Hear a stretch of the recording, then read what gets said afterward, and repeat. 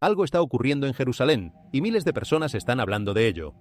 Inundaciones inesperadas, cielos teñidos de rojo, hallazgos extraños bajo tierra y acontecimientos que han llevado a muchos creyentes a preguntarse si la ciudad más profética del mundo está enviando una advertencia. Jerusalén ha sido el escenario de algunas de las profecías más importantes de la Biblia, y ahora una serie de eventos recientes está captando la atención de personas dentro y fuera de Israel. Algunos los consideran simples fenómenos naturales. Otros creen que podrían estar relacionados con señales que las Escrituras describieron hace miles de años. En este estudio veremos qué ocurrió realmente en Jerusalén, qué fue descubierto en lugares históricos vinculados a la profecía bíblica y por qué estos acontecimientos están despertando tantas preguntas sobre los tiempos que estamos viviendo. Porque cuando algo inusual sucede en Jerusalén, millones de cristianos alrededor del mundo prestan atención. Quédate hasta el final, porque los detalles son más sorprendentes de lo que imaginas. No hay ciudad en la historia de la humanidad que haya cargado sobre sus hombros el peso que Jerusalén ha llevado durante 3000 años. No hay ciudad que haya sido más disputada, más destruida, más reconstruida, más amada y más odiada al mismo tiempo. No hay ciudad que sea simultáneamente el corazón de 3 de las tradiciones religiosas más influyentes del mundo y el epicentro de uno de los conflictos geopolíticos más intratables de la historia moderna. Jerusalén no es simplemente una ciudad. Es una pregunta que la humanidad lleva haciéndose desde que David la conquistó y la declaró su capital hace 3 milenios. Y cada vez que la historia parece estar acelerando hacia algún tipo de punto de inflexión, los ojos del mundo, de alguna manera, terminan volviendo a mirar a Jerusalén, como si la ciudad misma supiera que su momento central todavía está por llegar, como si el suelo sobre el que se apoya estuviera esperando algo, como si las piedras que han sobrevivido a todos los imperios que pasaron sobre ellas pudieran hablar, y lo que dirían haría que el mundo entero se detuviera a escuchar. Una tormenta extraordinaria cruzó Israel con una ferocidad que los meteorólogos tardaron en clasificar. Las lluvias llegaron en volúmenes que desbordaron cualquier sistema de drenaje construido en la región, convirtiendo avenidas y calles estrechas de la ciudad antigua en correntadas de barro que nadie esperaba ver. Los vientos azotaron colinas y valles con una violencia sostenida que arrancó árboles de raíz y desplazó vehículos enteros como si fueran juguetes abandonados en mitad de la calle. Las temperaturas cayeron bruscamente durante la noche, mientras los sistemas de tormenta se acumulaban sobre el horizonte, y cuando el amanecer llegó, nadie en la ciudad podía reconocer completamente el paisaje que conocía de memoria. Jerusalén amaneció herida. Las inundaciones no llegaron despacio ni dieron tiempo a reaccionar. Llegaron directamente, con una velocidad que no dejó margen para organizar una respuesta. Los automóviles quedaron sumergidos hasta las ventanillas en intersecciones que habían permanecido secas durante décadas. Las familias se apiñaron contra las ventanas de sus hogares, mirando cómo el agua turbia y fría devoraba las calles por las que habían caminado toda su vida. Algunos residentes describieron el sonido del agua golpeando las paredes como algo diferente a cualquier lluvia que hubieran escuchado antes. Más pesado, más sostenido, como si el cielo entero estuviera vaciándose sobre un único punto de la tierra. Las sirenas de emergencia resonaban sin parar mientras los equipos de rescate avanzaban penosamente por los vecindarios afectados, moviéndose a través del agua hasta la cintura para llegar a quienes habían quedado atrapados en sus casas. Relámpagos cruzaban el perfil antiguo de la ciudad, iluminando por fracciones de segundo la silueta de cúpulas, minaretes y murallas que han sobrevivido a todos los imperios que intentaron borrarlas del mapa. Desde un punto de vista técnico, los expertos tenían respuestas. Sistemas de tormentas poco frecuentes, infraestructura de drenaje saturada, condiciones topográficas que canalizan el agua hacia los puntos más bajos de la ciudad. Todo eso era real, comprensible, perfectamente explicable dentro de los parámetros de la meteorología moderna. Pero entonces, mientras las aguas seguían subiendo y las cámaras seguían transmitiendo, algo captó la atención del mundo con una fuerza que ningún parte meteorológico puede generar. El muro de las lamentaciones parecía estar llorando. No un edificio cualquiera, no una pared anónima en una ciudad cualquiera. El muro más sagrado del judaísmo, el último vestigio visible del segundo templo, el lugar donde millones de personas han derramado sus oraciones durante siglos, ese muro parecía estar respondiendo a la tormenta con sus propias lágrimas. Las imágenes se propagaron por internet antes de que nadie pudiera contextualizarlas con calma. Las piedras del muro, esas piedras de caliza que han estado de pie durante más de 2000 años, brillaban con una humedad que corría lentamente por sus superficies bajo la luz artificial que iluminaba el recinto durante la noche. Multitudes se habían congregado en torno al muro en un silencio inusual, como si todos supieran instintivamente que no era el momento de hablar. Las preguntas explotaron en millones de pantallas simultáneamente. ¿Era agua de lluvia atrapada en la profundidad de la piedra? ¿Era condensación producida por el choque de temperaturas después de la tormenta? Los geólogos ofrecieron explicaciones perfectamente razonables. La piedra caliza puede absorber grandes cantidades de agua y liberarlas gradualmente, produciendo exactamente ese efecto visual en las superficies externas. No hay nada sobrenatural en la física de la roca. Y aún así, para quienes lo vieron con fe, la imagen no podía reducirse a química mineral. El muro de Jerusalén lloraba. Hay una razón profunda por la que esa imagen sacude algo muy dentro del alma creyente. Porque ya ocurrió antes. En el Evangelio de Lucas, capítulo 19, versículo 41, está escrito con una sencillez que no deja lugar a la distracción. Cuando Jesús se acercó a Jerusalén y vio la ciudad, lloró por ella. No fueron lágrimas de impotencia, fueron lágrimas de quien ve con perfecta claridad lo que otros se niegan a ver. Que hay un tiempo para cada cosa, que los momentos de gracia no se repiten indefinidamente, que una ciudad entera podía estar viviendo el cumplimiento de la promesa más grande de la historia sin siquiera reconocerlo. Jesús vio corazones distraídos, espiritualmente adormecidos, ocupados en los asuntos del día, mientras la eternidad llamaba a sus puertas. Eso fue lo que le arrancó el llanto. ¿Podría ser que esas piedras húmedas sean el eco moderno de ese mismo dolor? ¿Podría ser que Dios esté usando la naturaleza, como tantas veces lo ha hecho a lo largo de la historia, para hablarle a una generación que ya no sabe escuchar otro idioma? La cautela es siempre sabia. La fe no exige abandonar el pensamiento crítico. Pero la fe sí pregunta si detrás de los procesos naturales puede haber una intención que los trasciende. El Muro de las Lamentaciones es, en sí mismo, un lugar que carga una historia de lágrimas que ningún edificio en el mundo puede igualar. Judíos de todas las generaciones y de todos los rincones del planeta han viajado hasta ese muro para llorar frente a sus piedras, por el templo destruido, por el exilio, por la persecución, por la esperanza de la restauración. Las piedras del muro han absorbido esas lágrimas durante siglos, literalmente y también en el sentido profundo del símbolo. Han sido el destino de las oraciones más desesperadas y de las esperanzas más tenaces que el pueblo de Israel ha llevado ante Dios en la diáspora. Son las piedras que sobrevivieron la destrucción del segundo templo por los romanos en el año 70 d.C., las únicas que quedaron de pie después de que Tito cumpliera la advertencia que Jesús pronunció décadas antes, que no quedaría sobre el templo piedra sobre piedra. El muro que lloró en los días de las inundaciones no es una pared cualquiera, es el testigo de sobrevivencia más antiguo que el judaísmo tiene. Y si ese muro llora, el peso de lo que llora es el peso de 3000 años de esperanza que todavía no ha sido completamente satisfecha. Cuando las aguas comenzaron a retroceder, la ciudad que emergió no era exactamente la misma que había estado antes de la tormenta.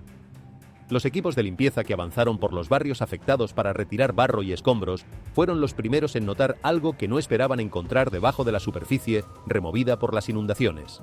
Contornos de piedra extraños asomaban desde el suelo empapado. Lo que al principio parecía ser los restos rotos de una cimentación antigua fue revelándose lentamente a medida que se despejaba el barro, mostrando bordes cuidadosamente tallados que descendían hacia las profundidades de la tierra. Los equipos de excavación reportaron haber descubierto cámaras subterráneas selladas durante siglos bajo capas de sedimento y roca. Dentro de esas cámaras, los testigos describieron cofres de madera antigua reforzados con bandas metálicas, fragmentos de monedas, reliquias grabadas con marcas de apariencia real y símbolos cuyo significado no resultaba inmediatamente comprensible para quienes los encontraron. La noticia viajó por internet con la velocidad de una corriente eléctrica. ¿Podrían esas cámaras estar conectadas con la antigua ciudad de David? Ningún organismo oficial lo confirmó, y la cautela es absolutamente necesaria cuando se trata de Jerusalén, una ciudad repleta de leyendas, ruinas y especulaciones. No todo hallazgo puede vincularse con certeza a un rey, pero la sola posibilidad fue suficiente para que el mundo se detuviera a escuchar, porque el nombre que se susurraba en los comentarios, en los foros y en los grupos de oración de todo el planeta era el nombre de David. La Escritura recuerda en 2 Samuel capítulo 5 que David capturó la fortaleza de Sión y la convirtió en su ciudad real. Desde ese día, Jerusalén dejó de ser simplemente un conjunto de calles y piedras para convertirse en el centro de la alianza de Dios con su pueblo, el corazón del culto y el ancla de toda profecía futura.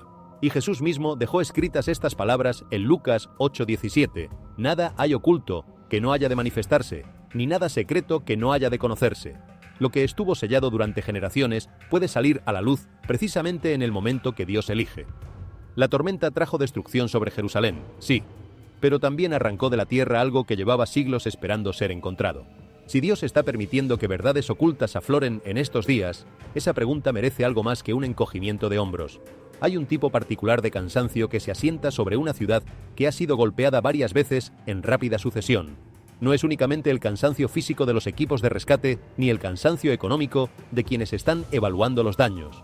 Es un cansancio del alma, esa sensación de que el mundo no está siguiendo las reglas con las que uno creció, de que algo que debería ser sólido se ha vuelto incierto. Jerusalén, en los días que siguieron a la tormenta, llevaba ese cansancio visible en sus calles, todavía húmedas, y en los rostros de sus residentes que limpiaban el barro de sus hogares mientras trataban de responder la pregunta que nadie formula en voz alta, pero todos llevan adentro. ¿Qué viene después? Solo días después de que la tormenta violenta azotara a Israel y las inundaciones pusieran a Jerusalén de rodillas, los temblores comenzaron. No fue un gran seísmo único y definitivo, fue algo quizás más perturbador, una serie de sacudidas que comenzaron durante las horas oscuras de la madrugada y que sorprendieron a los residentes mientras dormían. Al principio muchos creyeron que eran camiones pesados pasando por las calles o maquinaria de construcción operando en algún punto cercano. Esa es la explicación que el cerebro busca primero cuando tiembla el suelo bajo los pies, porque la alternativa, que la tierra misma haya decidido moverse, resulta mucho más difícil de procesar emocionalmente.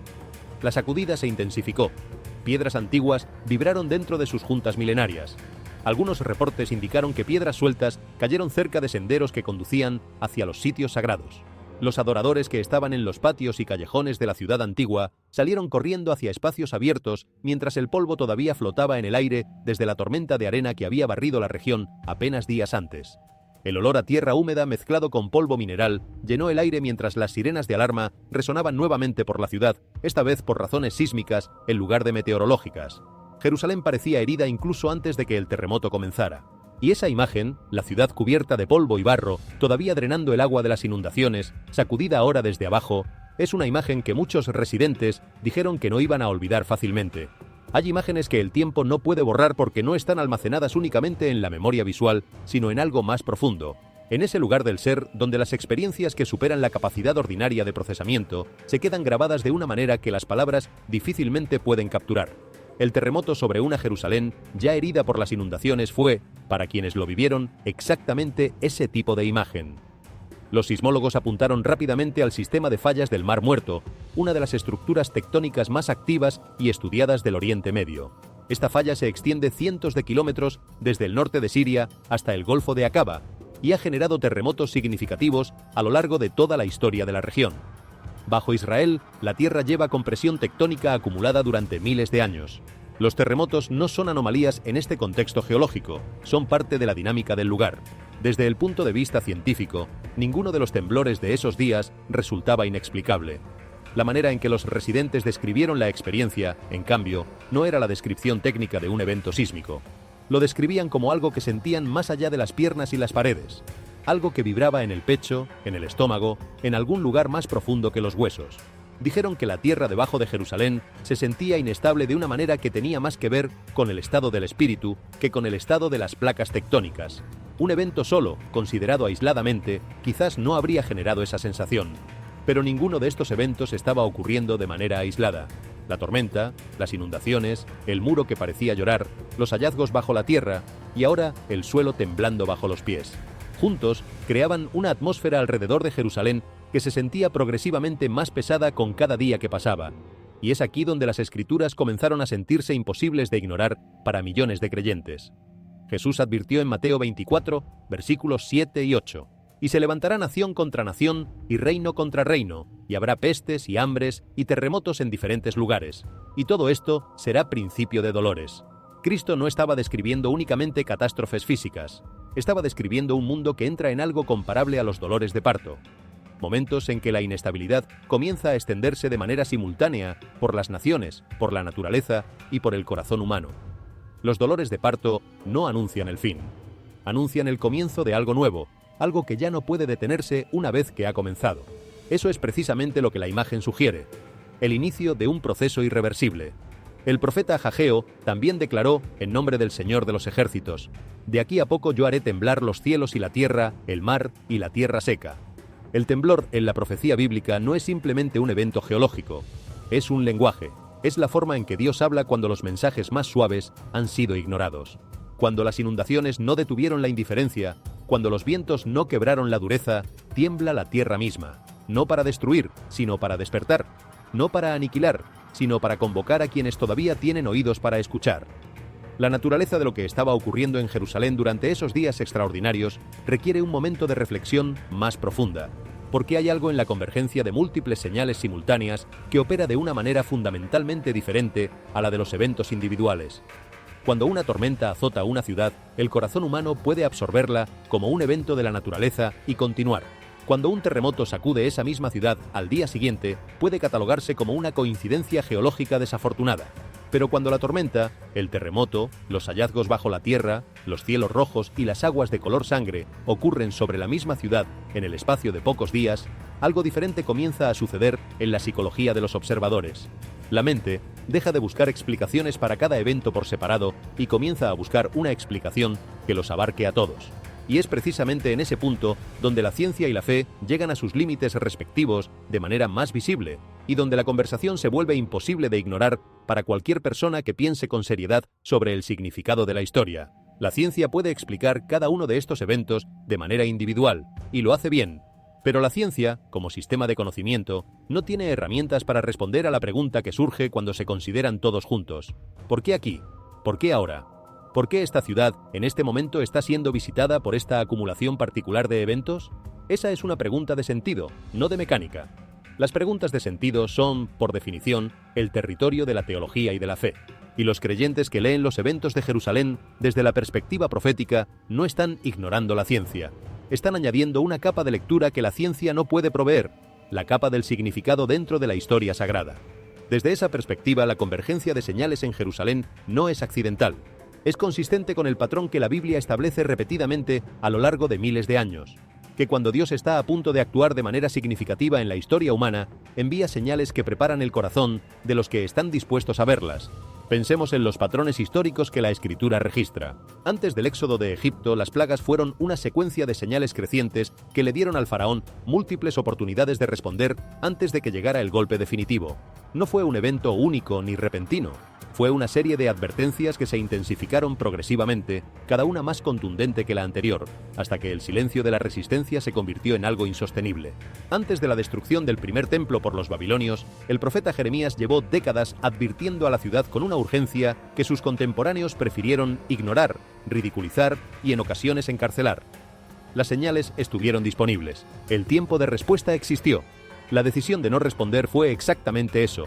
Una decisión tomada libremente en medio de señales que apuntaban con claridad hacia lo que se avecinaba. Antes de la destrucción del segundo templo por los romanos en el año 70 d. Cristo, Jesús describió en detalle los eventos que vendrían, incluyendo señales específicas sobre Jerusalén, con suficiente anticipación para que quienes creyeran pudieran prepararse. Y la tradición recuerda que los creyentes de aquella generación que tomaron sus palabras en serio lograron escapar de la catástrofe. El patrón es consistente. Las señales preceden a los momentos de transformación decisiva, no porque Dios necesite anunciarse para su propio beneficio, sino porque la misericordia divina provee tiempo para responder antes de que el momento de respuesta haya pasado. Las señales son, en ese sentido, una forma de gracia. Son el anuncio de que el tiempo de preparación todavía no ha expirado. Son la manera en que la historia sagrada le dice a quien quiera escuchar: el momento importante todavía no ha llegado, pero ya está muy cerca. Lo que necesitas hacer, hazlo ahora. No mañana, no cuando las circunstancias sean más convenientes. Ahora, mientras el tiempo todavía existe, para que la respuesta signifique algo. Hay una diferencia enorme entre leer señales con miedo y leer señales con fe. El miedo ve los terremotos de Jerusalén y concluye que todo está a punto de derrumbarse, que no hay esperanza, que lo único razonable es ceder a la desesperación o al cinismo.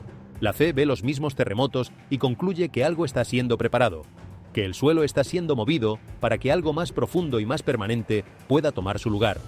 El miedo paraliza, la fe convoca. El miedo hace que la gente encierre las puertas y espere con angustia. La fe hace que la gente abra las puertas y pregunte qué necesita hacer antes de que el capítulo cambie. Esta distinción no es psicológica únicamente, es teológica. Es la diferencia entre ver el futuro como una amenaza que se acerca y verlo como una promesa que se cumple, aunque el camino hacia ese cumplimiento incluya sacudidas que incomodan profundamente. Jesús fue extraordinariamente claro sobre esto. Al terminar su discurso sobre los eventos del final en Mateo 24, no dijo a sus discípulos que tuvieran miedo, ni que se escondieran, ni que calcularan fechas con obsesión. Dijo: velad, porque no sabéis a qué hora ha de venir vuestro Señor.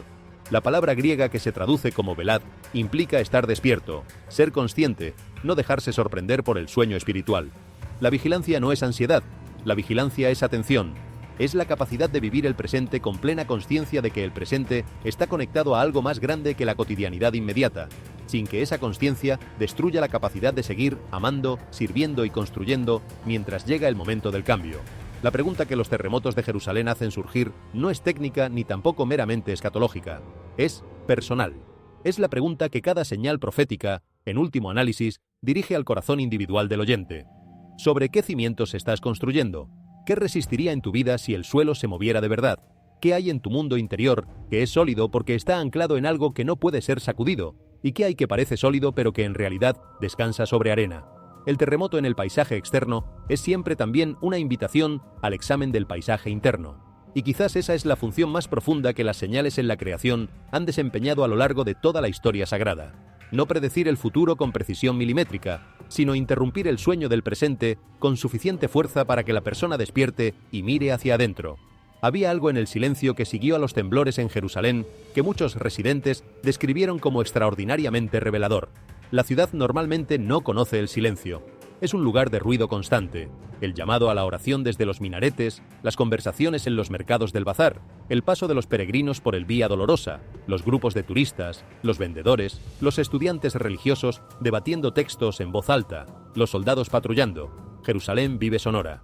Pero después de los temblores, por unos minutos, todo eso se detuvo. Y en ese silencio inusual, en esa pausa que la tierra misma había impuesto, muchas personas dijeron que sintieron algo que difícilmente podían describir.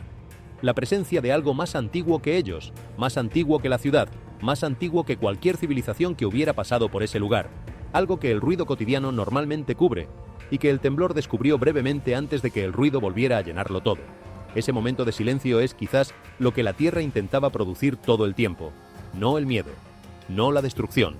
El silencio, la interrupción de la ilusión de que todo sigue normal cuando nada está normal. La apertura de un espacio donde algo más profundo que las noticias y las rutinas pueda ser escuchado por quienes estén dispuestos a escuchar. Dios no necesita terremotos para hablar.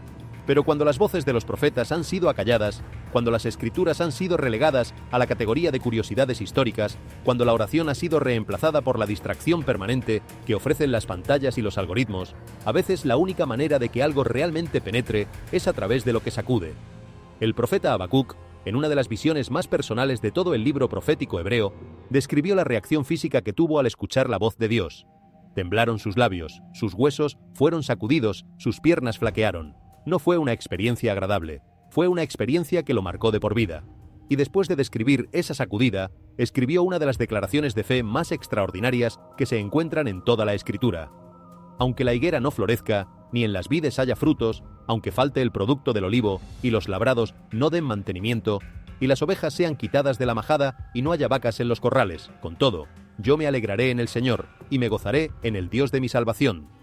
La sacudida no lo destruyó, lo ancló, porque la sacudida reveló que lo que él tenía en Dios no dependía de las circunstancias externas, y esa revelación fue liberadora, aunque llegara de una manera que primero fue aterradora. Los terremotos de Jerusalén, leídos desde esta perspectiva, son una invitación exactamente de ese tipo. No a la desesperación, sino al anclaje.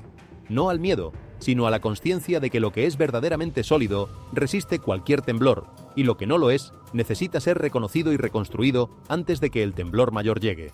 La sabiduría no está en predecir cuándo ocurrirá ese temblor mayor. La sabiduría está en usar el tiempo disponible para construir sobre el único fundamento que la Escritura ha declarado inquebrantable, la roca que es Cristo, sobre la que las puertas del Hades no pueden prevalecer. Los testimonios que llegaron de residentes de distintos barrios coincidían en un detalle que los sismólogos no incluyen normalmente en sus informes técnicos: el silencio que vino después del temblor. Un silencio de una calidad diferente al silencio ordinario. Un silencio en el que la gente salió a las calles, se miró mutuamente sin saber muy bien qué decirse, y por un momento, solo un momento, pero uno que muchos describirían como extrañamente eterno, dejó de pensar en las cosas pequeñas que normalmente ocupan toda la atención de una vida cotidiana. El temblor interrumpió el ruido, y en esa pausa, algo más antiguo y más profundo tuvo espacio para hacerse sentir. Lo que hizo que el temblor resultara tan difícil de procesar no fue únicamente el movimiento físico del suelo, fue el miedo que vino después de que el suelo volvió a quedar quieto. ese miedo más profundo que nace cuando los cimientos, en los que siempre confiamos, dejan de sentirse seguros. No solo los cimientos de los edificios, los cimientos de lo que creemos permanente, la normalidad de un día cualquiera, la certeza de que mañana se parecerá a hoy, la suposición de que el mundo seguirá funcionando según las reglas que conocemos. Cuando esos cimientos tiemblan, aunque sea por unos segundos, algo cambia en el interior de las personas de una manera que es muy difícil de articular, pero completamente imposible de olvidar. Los seres humanos estamos construidos para habitar un mundo que percibimos como estable. Cuando esa estabilidad falla, aunque sea brevemente, la experiencia revela con claridad inusual cuáles de las anclas de nuestra vida son realmente sólidas y cuáles solo parecían serlo desde la comodidad de los días sin sobresaltos. La situación alrededor de Jerusalén comenzaba a acumular un peso que ningún evento aislado podría haber generado por sí solo.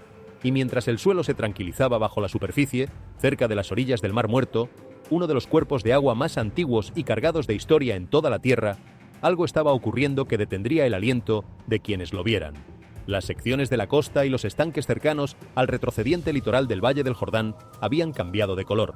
Ya no eran el azul verdoso mineral característico de esas aguas milenarias. Eran rojas. Un rojo profundo, inquietante, casi imposible de asociar con cualquier proceso natural sin que algo en el interior del observador se resistiera a la explicación técnica. Las imágenes llegaron a Internet antes de que cualquier organismo científico pudiera emitir un comunicado oficial. Y el efecto fue inmediato. Millones de personas que habían estado siguiendo los eventos de Jerusalén sintieron que la secuencia acababa de adquirir una dimensión completamente diferente. El Mar Muerto tiene una historia que pocos cuerpos de agua en el planeta pueden igualar en densidad simbólica. Ha estado muerto, literalmente, durante milenios, su hipersalinidad prohibiendo cualquier forma de vida macroscópica dentro de sus aguas. Los únicos organismos capaces de sobrevivir en él son bacterias extremófilas y algunas algas halófilas que han desarrollado mecanismos biológicos extraordinarios para prosperar en condiciones que matarían a cualquier otra cosa. Esa esterilidad no es accidental ni irrelevante para la tradición bíblica. El Mar Muerto ocupa en la geografía sagrada el mismo espacio que ocupa el concepto del juicio en la teología. Es un lugar donde la vida no prospera, donde el agua no da vida sino que la absorbe, donde la naturaleza misma parece haber llegado a un punto de no retorno, y durante siglos ese cuerpo de agua ha estado encogiéndose. El nivel del Mar Muerto ha descendido de manera dramática y documentada en las últimas décadas. Las marcas históricas en las instalaciones de la orilla registran una caída de metros, no de centímetros. Los hoteles que se construyeron hace 40 años a la orilla del agua ahora están a kilómetros de ella. Las pozas y extensiones del litoral que durante generaciones formaron parte del paisaje natural del Valle del Jordán se han convertido en tierra seca y agrietada. Cada año que pasa el Mar Muerto retrocede un poco más, como si se estuviera retirando del escenario antes de que algo mayor ocurra. Los científicos ofrecieron sus explicaciones sobre las aguas rojizas. Floraciones masivas de algas desencadenadas por los cambios en el nivel del agua, sedimento rico en hierro agitado por las inundaciones recientes, reacciones minerales propias del terreno desértico. Estas explicaciones tienen sustento sólido. El Mar Muerto es un entorno extremo y en constante transformación, donde las variables geoquímicas pueden producir efectos visuales que parecen imposibles, pero que resultan perfectamente razonables desde la química. Y lo que añadía otra capa de complejidad era que el mismo fenómeno estaba ocurriendo simultáneamente en otros puntos del planeta. En Argentina, en China, en Irán, incluyendo un caso particularmente llamativo en la isla Hormuz, donde las aguas tomaron esa misma coloración rojiza en los mismos días. Para muchos expertos, esa simultaneidad global apuntaba a condiciones climáticas y ambientales compartidas, no a señales sobrenaturales. Para millones de creyentes, esa simultaneidad tenía exactamente el efecto contrario. Profundizaba la inquietud en lugar de aliviarla, porque la Biblia ya había advertido sobre esto con una especificidad que resulta difícil de ignorar en este contexto. En Apocalipsis 16:4 está escrito: «El tercer ángel derramó su copa sobre los ríos y sobre las fuentes de las aguas, y se convirtieron en sangre». Siglos antes, durante las plagas de Egipto, Dios convirtió el Nilo y todas las aguas de Egipto en sangre, un juicio poderoso e innegable, la primera de las señales que Faraón y su pueblo no podían ignorar aunque lo intentaran.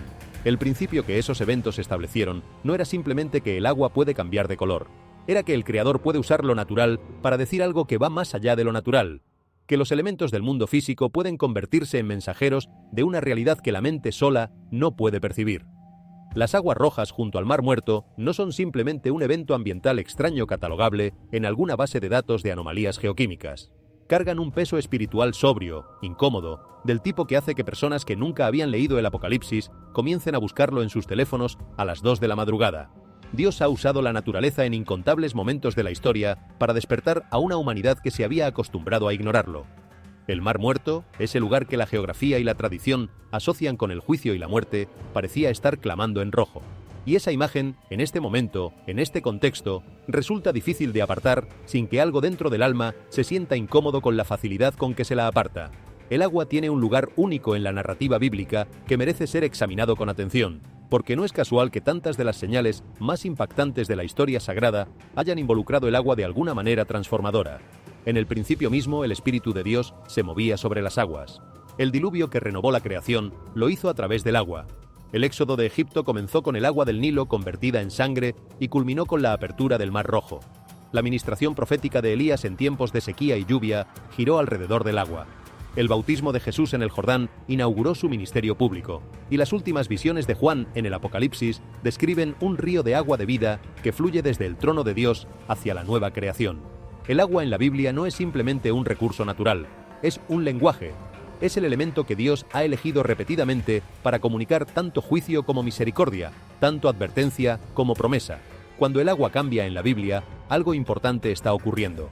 No es simplemente un fenómeno físico, sino un momento cargado de intención, de mensaje, de la presencia de quien puede convertir lo ordinario en extraordinario para hablarle a quienes están dispuestos a escuchar en ese registro. Cuando el agua cambia cerca del Mar Muerto, cerca de las orillas que bordean el Valle del Jordán, por el que el pueblo de Israel cruzó hacia la tierra prometida, la carga simbólica del cambio es imposible de subestimar para quienes conocen esa tradición. El Mar Muerto no es solo geografía, es memoria.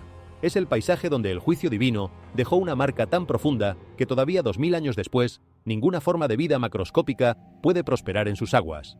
Es el lugar donde la tierra misma recuerda lo que ocurrió cuando el pecado llegó a su punto de no retorno, y donde esa memoria está inscrita no en texto, sino en la composición química del agua que nunca olvidó. En ese contexto, que las aguas de ese lugar específico se tiñan de rojo en los días en que Jerusalén está siendo sacudida por tormentas, terremotos y señales, produce una resonancia que va más allá del fenómeno ambiental. No es que la ciencia esté equivocada en sus explicaciones sobre las algas y los sedimentos. Es que las explicaciones científicas y el significado espiritual pueden coexistir sin excluirse mutuamente. La piedra caliza que brilló con humedad en el Muro de las Lamentaciones tiene una explicación geológica perfectamente válida, y también puede ser una imagen que habla a la fe. Las aguas rojas del Mar Muerto tienen una explicación geoquímica perfectamente razonable, y también pueden ser una imagen que resuena con la memoria bíblica. Ambas cosas pueden ser simultáneamente verdaderas. La fe que requiere que la ciencia sea falsa para ser real es una fe frágil. La fe que puede sostener la verdad científica sin perder el sentido espiritual es una fe que puede sobrevivir en el mundo real. Lo que el fenómeno de las aguas rojas hace, en último análisis, es plantear una pregunta que la ciencia no está equipada para responder. ¿Qué debería hacer la humanidad ante estas señales? Si la historia bíblica sirve de guía, la respuesta ha sido consistente a través de los siglos. La señal no es el destino, la señal es el aviso. Las plagas de Egipto no eran el fin del mundo, eran la oportunidad de responder antes de que llegara el momento que sí sería definitivo. Las advertencias de Jeremías sobre la destrucción de Jerusalén no eran un decreto irreversible, eran una invitación al arrepentimiento que podría haber cambiado el resultado si hubiera encontrado corazones dispuestos. Las señales del Apocalipsis tampoco son, en la lectura de muchos estudiosos, simplemente un cronograma de horror inevitable. Son también la revelación de que la historia tiene un arquitecto, que ese arquitecto tiene un propósito, y que incluso en los momentos de mayor intensidad del juicio, la misericordia de Dios sigue buscando a los que estén dispuestos a volver. ¿Podría ser que las aguas rojas del Mar Muerto, en el contexto de todo lo que estaba ocurriendo en Jerusalén, sean esa clase de señal? No el fin, sino el aviso. No la catástrofe definitiva, sino el llamado urgente a responder mientras el tiempo de respuesta todavía existe. El Mar Muerto ha estado retrocediendo durante décadas, y con él retrocede también una cierta comodidad espiritual que viene de la ilusión de que las cosas pueden seguir indefinidamente como están. Cada metro que ese mar pierde es una evidencia más de que los sistemas que damos por permanentes son más frágiles de lo que queremos reconocer, y la coloración roja de sus aguas en los días de los eventos de Jerusalén añade a esa evidencia geográfica de fragilidad una dimensión espiritual que resulta difícil de ignorar completamente. El agua roja habla en el idioma de la memoria bíblica, en el idioma del símbolo y de la señal. Y lo que dice, para quienes tienen oídos para escuchar en ese registro, es algo que los profetas han dicho durante siglos con distintas palabras, pero con el mismo corazón. La hora es más urgente de lo que parece. La misericordia de Dios sigue disponible, pero las señales son el recordatorio de que ninguna misericordia espera indefinidamente, y que los momentos de advertencia son también, siempre, momentos de gracia. Miles de aves llenaron súbitamente los cielos sobre Jerusalén justo después de que el terremoto sacudiera la ciudad. No fue el movimiento ordinario y disperso de las aves que normalmente sobrevuelan una ciudad grande. Fue una aparición masiva, coordinada en sus patrones de una manera que resultaba difícil de explicar únicamente por los instintos migratorios habituales. Grandes bandadas comenzaron a circular repetidamente sobre el monte del templo, sobre el valle del Cedrón y sobre las murallas antiguas de la ciudad vieja. Lo que captó la atención de todos los que lo presenciaron no fue únicamente la cantidad de aves, que era en sí misma inusual, sino el comportamiento que exhibían.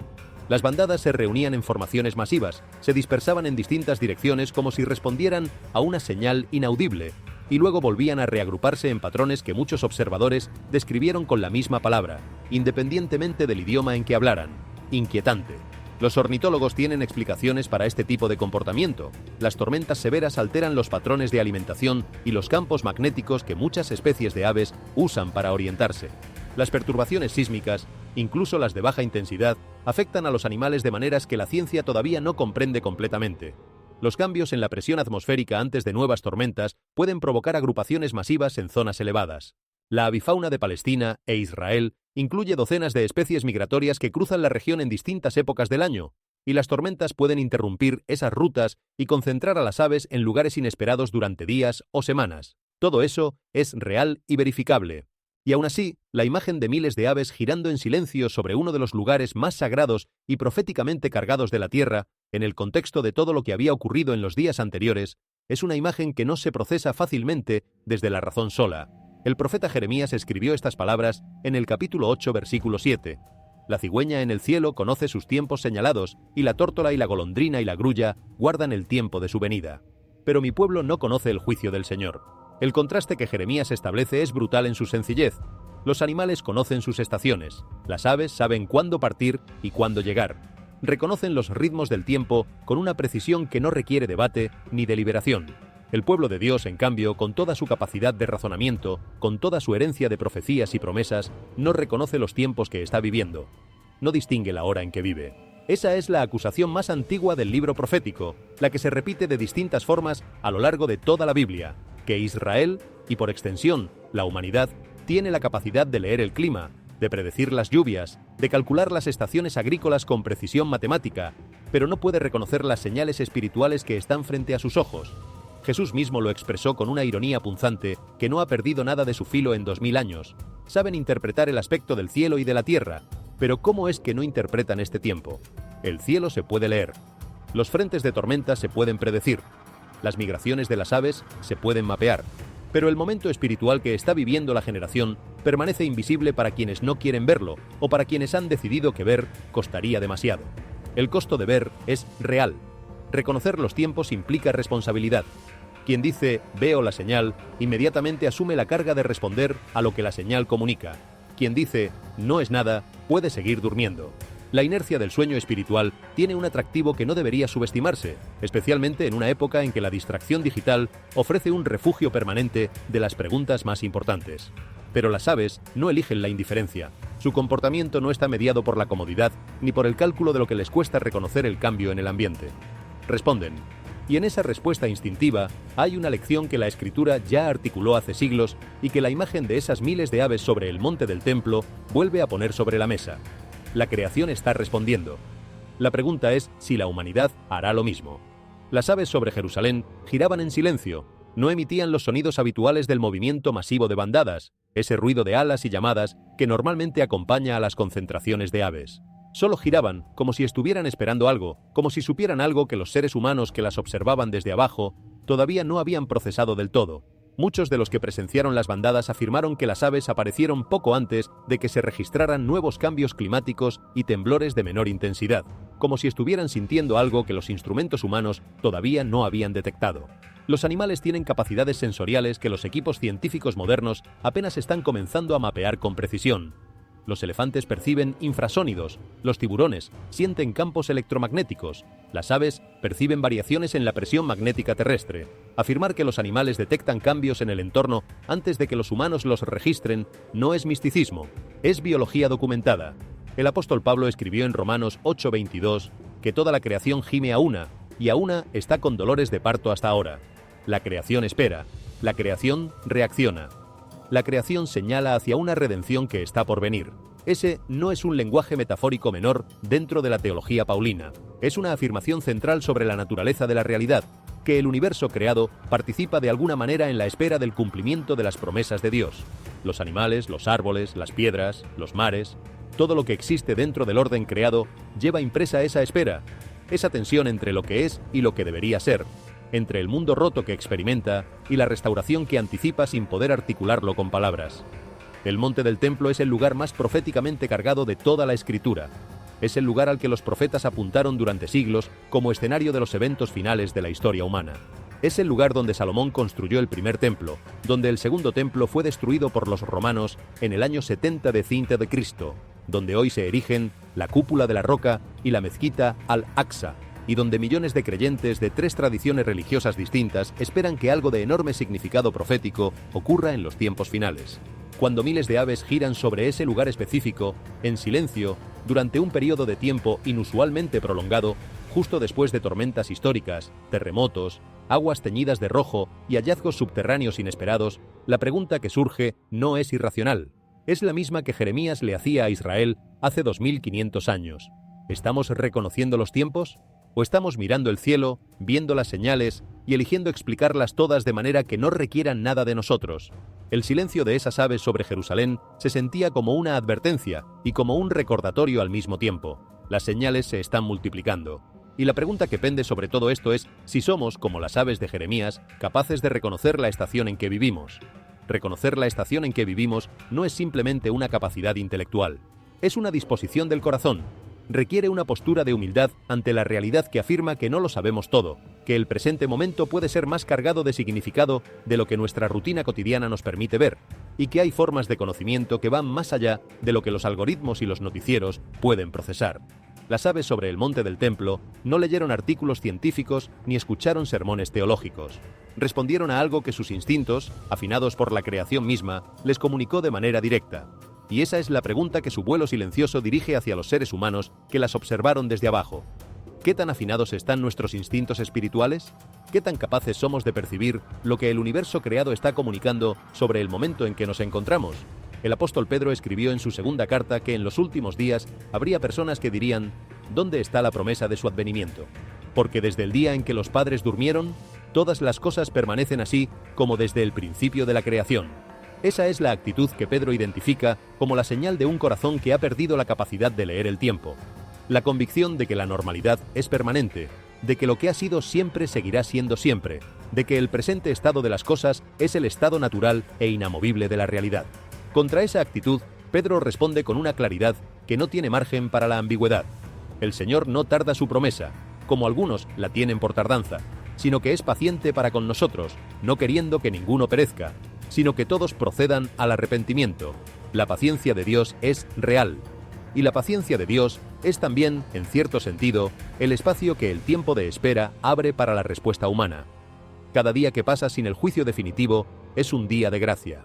Cada señal que aparece antes del momento culminante es una oportunidad de preparación que ese momento no ofrecerá. Las aves que giraron sobre Jerusalén en silencio no cerraron ninguna puerta.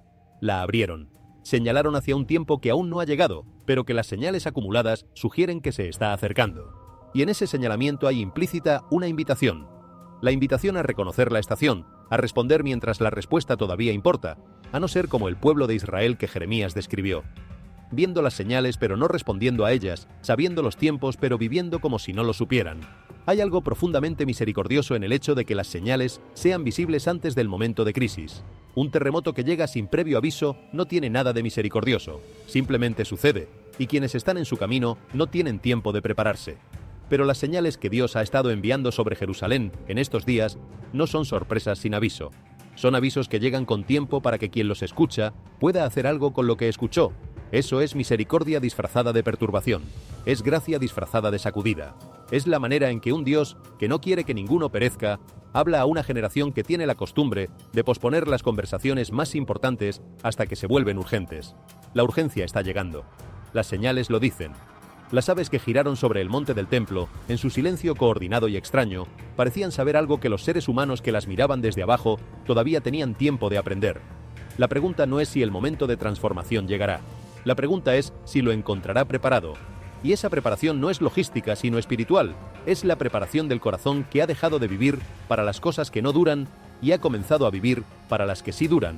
El corazón que ha escuchado el llamado de la misericordia de Dios y ha respondido con la única respuesta que ese llamado pide: volver a Él, confiar en Él, vivir en Él, sin importar lo que el mundo circundante esté haciendo. Las inundaciones que azotaron el Valle del Cedrón arrancaron capas de sedimento antiguo de la tierra con una violencia que no dejó nada en su lugar. Cuando las aguas retrocedieron, dejaron visible algo que había permanecido enterrado bajo el suelo por un tiempo que nadie podía precisar todavía. Fragmentos de hueso pálido asomaban a través de la tierra húmeda y la piedra rota, parcialmente cubiertos todavía por el barro que las aguas habían depositado y parcialmente expuestos por las mismas corrientes que los habían descubierto. Al principio solo eran fragmentos, costillas tal vez, o una sección de extremidad, pero a medida que el agua seguía drenando y el sedimento se asentaba, la silueta comenzó a volverse reconocible. Era un esqueleto, y su forma general recordaba a la de un caballo, lo que hizo que el descubrimiento pasara de ser una curiosidad arqueológica a un fenómeno que ocupó los titulares de los medios religiosos y proféticos de todo el mundo. No fue simplemente la naturaleza del hallazgo en sí, fue una combinación de detalles que los primeros en llegar al sitio describieron de manera consistente. Las patas parecían inusualmente largas y delicadas para lo que se esperaría de un animal de trabajo o transporte. La estructura de las costillas parecía más estrecha de lo que los especialistas asociarían con un équido doméstico ordinario. Y el cráneo, en la medida en que estaba expuesto, presentaba proporciones que varios observadores describieron como ligeramente distintas a las esperadas. Esto no significa que el esqueleto no perteneciera a un caballo. La erosión, el peso de los sedimentos durante siglos y el proceso de fosilización pueden alterar las proporciones de los restos óseos de maneras que confunden incluso a los especialistas. Pero el problema con esa cautela razonable era que las fotografías ya se habían propagado por Internet antes de que cualquier especialista pudiera pronunciarse, y en el contexto de todo lo que había estado ocurriendo en Jerusalén, la imagen no era simplemente arqueológica, era simbólica, profundamente simbólica. El Valle del Cedrón ocupa en la geografía bíblica un lugar de importancia comparable al del Monte de los Olivos, con el que está directamente conectado. Entre Jerusalén y el Monte de los Olivos se abre ese valle estrecho y profundo que durante siglos fue utilizado como necrópolis, como lugar de purificación ritual y como escenario de eventos históricos de enorme trascendencia. David lo cruzó llorando cuando huía de Absalón. Jesús lo cruzó la noche de su arresto, moviéndose desde el aposento alto hacia el jardín de Getsemaní. El profeta Zacarías dejó escrito en el capítulo 14, versículo 4: «Y en aquel día sus pies se posarán sobre el Monte de los Olivos, que está frente a Jerusalén al oriente». Para generaciones de creyentes, el Valle del Cedrón no es solo un accidente geográfico, es el corredor de los eventos finales. Y ahora, en ese corredor específico, el agua había dejado al descubierto los huesos de un animal que llevaba enterrado allí durante siglos. Algunos creyentes recordaron Apocalipsis 19:11, donde Juan describe la visión de Cristo regresando montado sobre un caballo blanco. En la iconografía bíblica, el caballo es uno de los símbolos más cargados de la Escritura. Representa poder, victoria, juicio, la llegada de un rey que no negocia sino que establece. No se puede afirmar que el esqueleto encontrado en el Cedrón sea el cumplimiento de esa visión. La cautela es siempre necesaria cuando se mezclan arqueología y profecía apocalíptica, pero tampoco puede negarse el peso emocional de la imagen. En el valle profético que separa Jerusalén del Monte de los Olivos, las aguas del juicio habían dejado al descubierto los huesos de un animal que llevaba enterrado durante siglos, precisamente cuando el mundo tenía los ojos puestos en esta ciudad con una intensidad sin precedentes en la historia reciente. Cada piedra en Jerusalén parece estar conectada a alguna memoria y a alguna profecía. En esta ciudad, incluso los restos de un animal pueden hacer que el corazón del creyente acelere, porque el suelo mismo es una partitura y cada hallazgo podría ser una nota que no sabíamos que faltaba. El Valle del Cedrón tiene una historia que pocos valles en el mundo pueden igualar en densidad de significado sagrado. Es el lugar por el que fluyó el torrente que David cruzó llorando cuando huía de Absalón, y cuya narrativa de traición y restauración resuena a través de toda la historia de la redención. Es el lugar donde los reyes de Judá destruyeron los ídolos que el pueblo había llevado al templo, arrojando sus cenizas al torrente como señal de purificación. Es el lugar al que los sacerdotes del segundo templo trasladaban la sangre de los sacrificios, y por el que esa sangre corría hacia el desierto como parte del ritual de expiación que la ley de Moisés establecía. Y es el lugar que Jesús cruzó la noche en que el sistema de sacrificios que ese torrente había servido durante siglos llegó a su cumplimiento en el mayor acto expiatorio de la historia.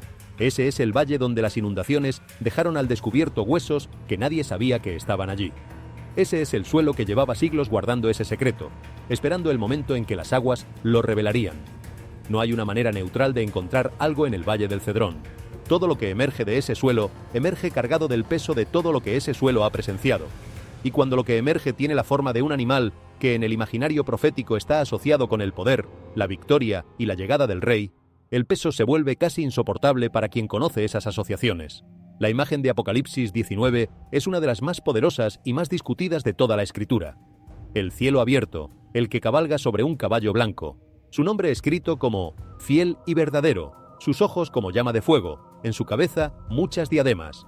No es una imagen suave ni ambigua, es una imagen de conclusión, de juicio definitivo, de la llegada del rey que no tolera más dilaciones. Y colocar esa imagen sobre el fondo del Valle del Cedrón, donde los huesos de lo que parecía un caballo asomaban entre el barro dejado por las inundaciones de una Jerusalén sacudida por tormentas y terremotos, produce en el creyente un cortocircuito entre la esperanza teológica abstracta y la realidad física concreta que resulta difícil de describir con precisión, pero completamente imposible de ignorar. Lo que ese cortocircuito hace es recordar, de una manera que la lectura ordinaria de un texto no puede reproducir, que las promesas de la Escritura no son poesía metafórica, son afirmaciones sobre el futuro real de la historia real en el mundo real. El rey que Apocalipsis describe no cabalga sobre un caballo metafórico hacia una victoria metafórica en una Jerusalén metafórica. La promesa es literal y concreta, aunque los detalles de su cumplimiento permanezcan dentro de la soberanía de Dios y no dentro del alcance de la comprensión humana. Y cuando el suelo del valle más proféticamente cargado de la ciudad, más proféticamente cargada de la historia, entrega algo que activa esa imagen en el corazón del observador creyente, lo que ocurre no es superstición. Es la fe siendo sacudida desde su comodidad abstracta hacia una expectativa más vívida y más urgente del cumplimiento que espera. Mientras los arqueólogos continuaban despejando el sedimento alrededor del esqueleto expuesto en el Valle del Cedrón, uno de los trabajadores notó algo que inicialmente pasó desapercibido en el contexto general de los escombros. Debajo del nivel donde descansaban los huesos había una abertura, no una cavidad natural producto de la erosión o de la actividad sísmica, sino algo que tenía una geometría demasiado regular para ser accidental. Bordes de piedra cortada, superficies que mostraban las marcas de herramientas antiguas, una apertura que descendía hacia la oscuridad bajo el suelo del valle de una manera que no cuadraba con ninguna estructura conocida en esa área. El esqueleto, fuera de lo que fuera o de lo que alguna vez perteneció, parecía haber sido depositado directamente sobre ese umbral, como si algo o alguien lo hubiera colocado allí para marcar la entrada a lo que había debajo. La coincidencia, si es que era solo eso, añadió un nivel de misterio al hallazgo que incluso los más escépticos encontraron difícil de desestimar completamente. Los investigadores bajaron luces al interior de la apertura, mientras las cámaras capturaban fragmentos de mampostería antigua desapareciendo hacia la oscuridad. Algunos describieron el pasaje como sintiéndose inusualmente frío en comparación con el calor de la superficie del valle, una temperatura diferente que no se explicaba simplemente por el hecho de estar bajo tierra. El sonido también era diferente dentro del pasaje. Los ruidos de la superficie quedaban ahogados con una rapidez y una completitud que sorprendió a los primeros en entrar. Lo que había debajo no quedó completamente revelado en los reportes iniciales. Parte de esa reticencia provenía de la necesidad de seguir los protocolos arqueológicos adecuados. Parte quizás de algo más difícil de articular, la sensación que algunos de los trabajadores expresaron de que lo que estaban mirando no estaba listo todavía para ser encontrado. Las discusiones en Internet explotaron casi de inmediato. ¿Era un túnel de entierro antiguo? ¿Una cámara de almacenamiento? ¿Una ruta de escape de alguna era de la historia de Jerusalén? ¿O algo más antiguo, conectado a una capa de ocupación que los libros de historia todavía no habían descrito con precisión? Jerusalén es una ciudad construida sobre ciudades. Bajo las calles actuales hay restos del período otomano, del cruzado, del bizantino, del romano, del herodiano, del asmoneo, del persa, del babilónico, del israelita y del cananeo. En algunos puntos del subsuelo de la ciudad, estas capas se superponen durante 4000 años de historia humana continua. En ese contexto, descubrir una cámara o un pasaje subterráneo desconocido no es sorprendente desde el punto de vista arqueológico en sí mismo.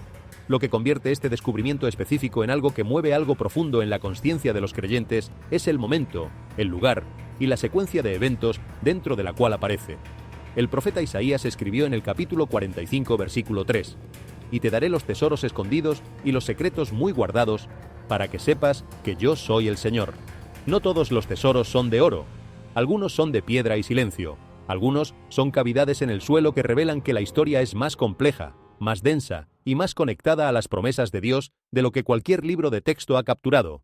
Y Jesús repitió en Lucas 8:17 que nada hay oculto que no haya de manifestarse. Lo que estaba enterrado bajo el cedrón llevaba allí mucho tiempo. Solo esperaba el momento de ser descubierto. En estos días, Jerusalén parece estar dejando salir secretos que estuvo guardando durante generaciones.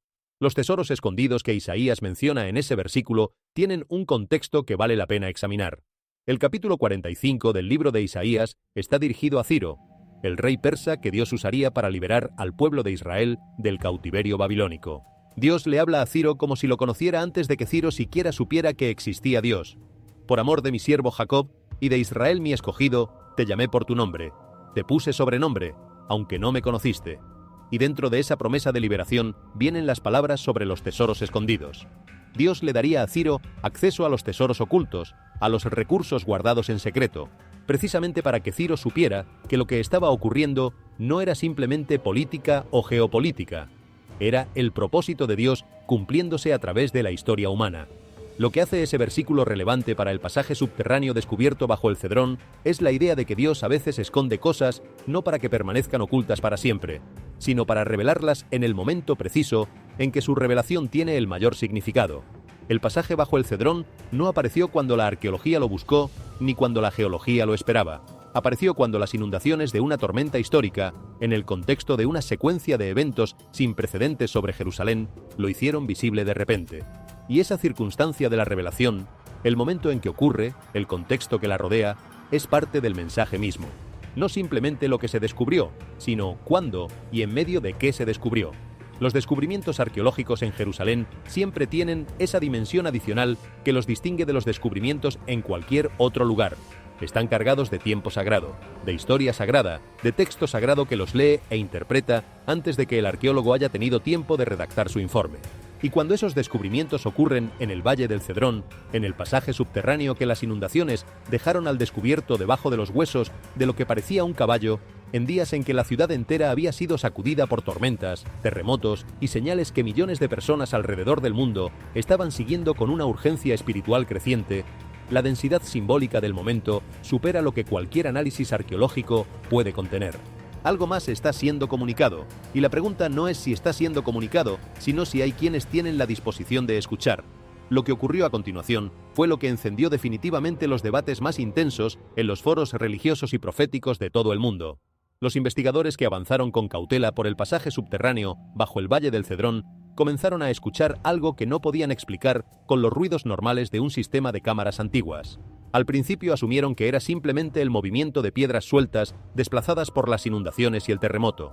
Jerusalén está atravesada por sistemas de túneles, cámaras y pasajes subterráneos que se superponen en capas que pocos mapas recogen con precisión. El ruido de la roca moviéndose dentro de esos sistemas es perfectamente normal después de un evento sísmico significativo. Los ruidos no se detuvieron, y cuanto más profundo penetraban en el pasaje, más inquietante se volvía lo que escuchaban.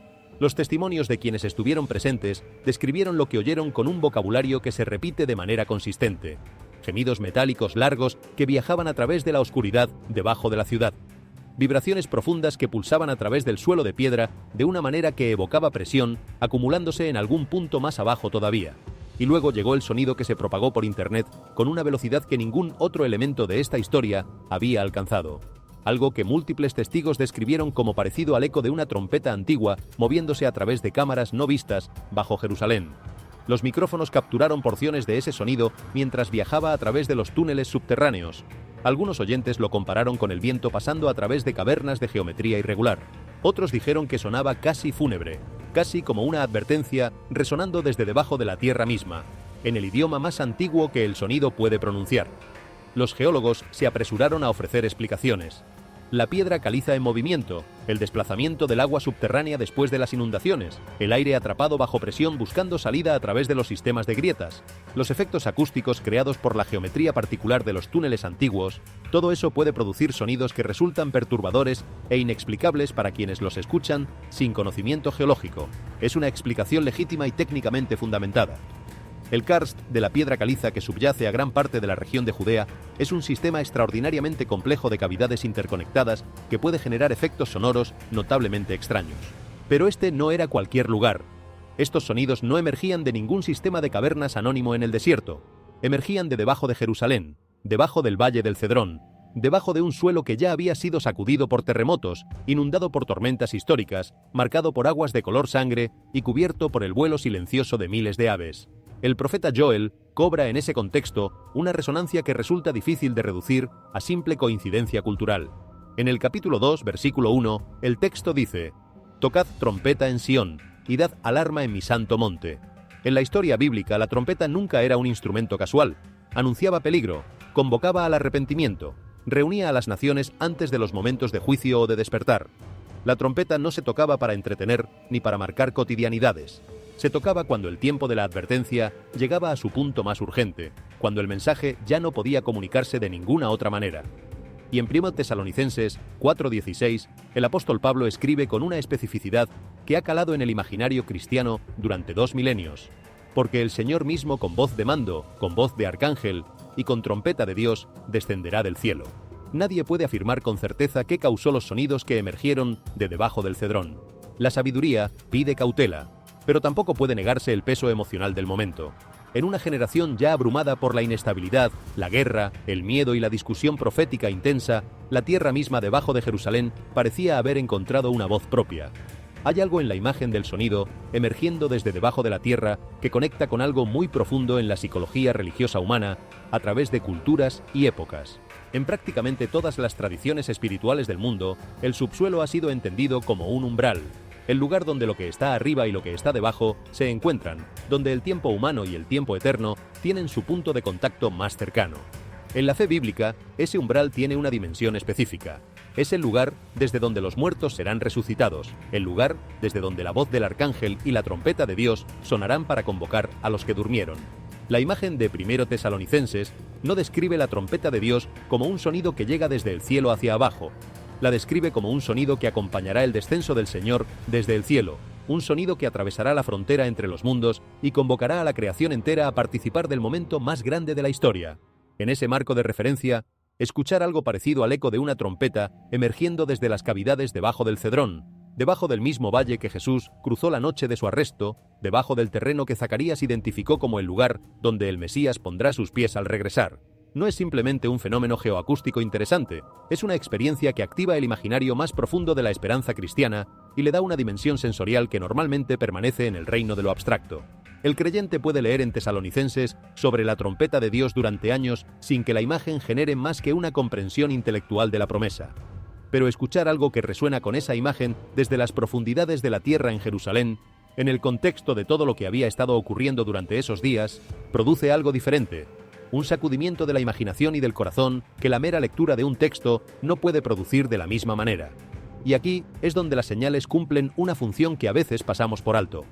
La función de convertir en concreto lo que había permanecido abstracto.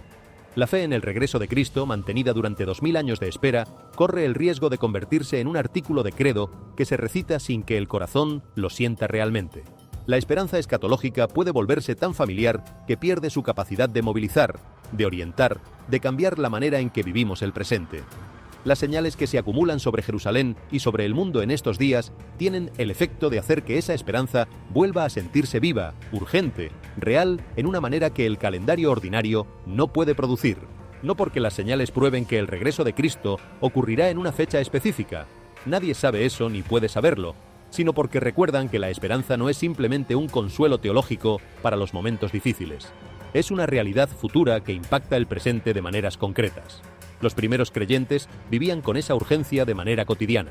La carta de Santiago les recuerda: la venida del Señor se acerca. La primera carta de Juan les dice: hijitos, esta es la última hora. El libro del Apocalipsis termina con las palabras de Jesús: sí, vengo pronto. y la respuesta de Juan no es un análisis escatológico, es una oración. Amén, sí, ven, Señor Jesús. Esa oración, la oración de Maranata, que en arameo significa ven, Señor, fue la oración característica de la iglesia primitiva, la que expresaba no el terror ante el final, sino el deseo ardiente por el cumplimiento de la promesa. Era la oración de quienes habían dejado de vivir para un futuro indefinido y habían comenzado a vivir orientados hacia la venida del Señor como el horizonte real de su existencia. Los sonidos que emergieron de debajo del cedrón tienen el potencial de despertar esa misma oración en los corazones de los creyentes de hoy que los escuchan, no porque los sonidos sean en sí mismos sobrenaturales, sino porque el contexto en el que surgen, el contexto de las señales acumuladas sobre Jerusalén, les recuerda a la fe contemporánea que la esperanza del regreso de Cristo no es una expectativa distante y teórica. Es una realidad que las mismas señales que Jesús describió en Mateo 24 están señalando. Y si las señales son reales, la esperanza es real. Y si la esperanza es real, la manera en que vivimos el presente necesita estar alineada con esa realidad. ¿Qué significa vivir de manera alineada con la esperanza del regreso de Cristo? No significa vender las posesiones y subir a una montaña a esperar. No significa abandonar las responsabilidades del presente en nombre de un futuro inminente. Significa más bien vivir con una consciencia doble. La consciencia del valor de cada momento presente y la consciencia de que ese momento presente está enmarcado por una promesa que le da su verdadero significado. Significa amar al prójimo con la urgencia de quien sabe que el tiempo de amar es finito. Significa orar con la intensidad de quien entiende que la oración es participación real en los procesos que Dios está desarrollando en la historia.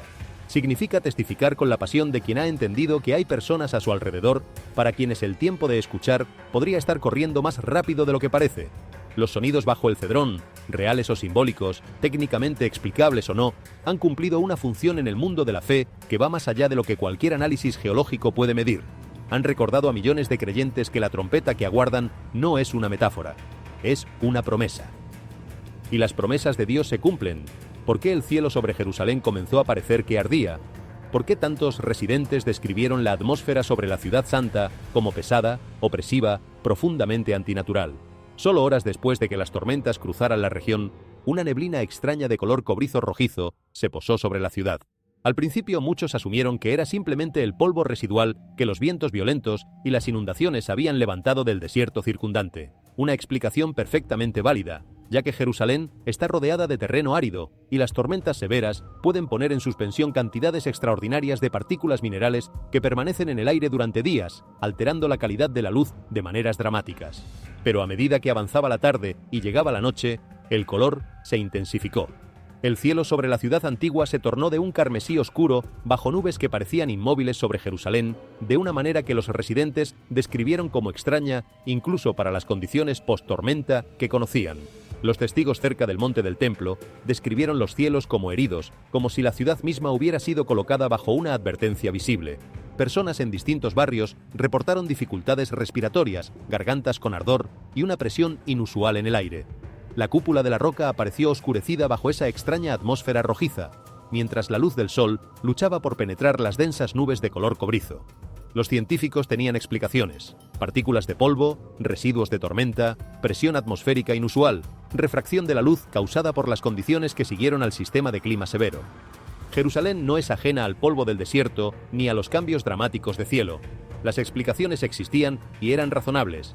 El cielo rojo no llegó solo. Llegó después de las inundaciones, después de los terremotos, después de los sonidos subterráneos, después de las aguas carmesíes y del vuelo silencioso de las aves. Llegó como parte de una secuencia que muchas personas ya no podían desestimar con facilidad, y la escritura circuló rápidamente a través de las redes sociales y las iglesias alrededor del mundo. El profeta Joel declaró: «Y pondré prodigios en el cielo y en la tierra, sangre, fuego y columnas de humo». Dios ha usado las señales en la creación para confrontar a las naciones que se han vuelto espiritualmente insensibles. Eso no significa que cada cielo inusual cumpla directamente una profecía. La sabiduría importa. El discernimiento importa. Pero tampoco puede ignorarse el peso de ver Jerusalén de pie bajo unos cielos carmesíes mientras el mundo observa con una mezcla de asombro y alarma que no tiene precedente en la historia reciente de esta ciudad. Hay algo que vale la pena reconocer sobre los cielos rojos sobre Jerusalén que va más allá del debate sobre si son o no señales proféticas literales. Producen un efecto sobre el observador que ningún texto teológico puede producir de la misma manera. Un versículo leído en la tranquilidad de un hogar puede ser procesado intelectualmente sin que el corazón sea afectado profundamente. Pero el cielo de color sangre sobre la ciudad más sagrada de la historia humana, visto con los propios ojos o a través de fotografías y videos que se propagan por internet en tiempo real, hace algo diferente. Hace que la distancia entre la profecía y el presente se encoja de manera súbita e inesperada. Hace que las palabras de Joel, escritas hace más de 2500 años, dejen de ser historia antigua y comiencen a sonar como descripción del presente. Hace que la pregunta sobre el regreso de Cristo deje de ser una discusión teológica abstracta y se convierta en algo que vive en el pecho del observador durante horas después de haber visto la imagen. Eso no es irracionalidad, es la respuesta apropiada a un conjunto de circunstancias extraordinarias. La razón puede procesar los datos, pero hay una dimensión del ser humano que va más allá de la razón y que responde a la convergencia de señales con una sensibilidad que los instrumentos científicos no pueden medir. Esa dimensión es la que la tradición bíblica llama el corazón, no el órgano físico, sino el centro de la personalidad, el lugar donde la voluntad, la emoción y la intuición espiritual se encuentran. Y cuando el corazón responde a las señales de Jerusalén, con ese peso que muchos describen como difícil de articular, pero imposible de ignorar, esa respuesta merece ser tomada en serio. El discernimiento bíblico no requiere que descartemos lo que el corazón percibe cuando los datos son insuficientes para una conclusión definitiva. Requiere que lo llevemos ante Dios con honestidad y que le pidamos la sabiduría que la Escritura promete dar generosamente a quien la pide. Santiago 1:5 es extraordinariamente claro al respecto. Si alguno de vosotros tiene falta de sabiduría, pídala a Dios, el cual da a todos abundantemente y sin reproche, y le será dada. El creyente que mira el cielo rojo sobre Jerusalén y siente que algo importante está ocurriendo, no tiene que elegir entre esa sensación y el pensamiento crítico.